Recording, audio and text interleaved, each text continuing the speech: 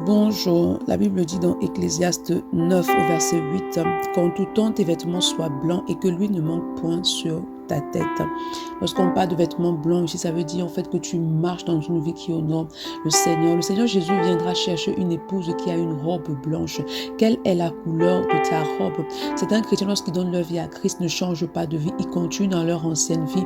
Et pourtant, lorsque tu confies ta vie, c'est lorsque tu viens, tu acceptes Christ comme Seigneur et Sauveur personnel, alors tu dois vivre en nouveauté de vie, tu dois changer ton vie parce que tu es né de nouveau. Tu ne dois pas te plaire au péché. Certaines personnes disent également que sauver, une fois sauvé, tu as dit que si tu as donné ta vie à Christ, alors tu peux vivre dans le péché, de toute façon tu es sauvé. Non, lorsque tu donnes ta vie à Christ, tu dois changer de vie, tu dois vivre une vie de consécration et de sanctification, parce que la parole dit que ceux qui sont nés de Dieu ne pêchent point. Ça ne veut pas dire qu'ils ne tombent pas, mais ça veut tout simplement dire qu'ils ne se plaisent pas au péché. Si tu te plais au péché, alors il y a un véritable problème dans ta conversion. Donc il est important que tu gardes ta robe blanche.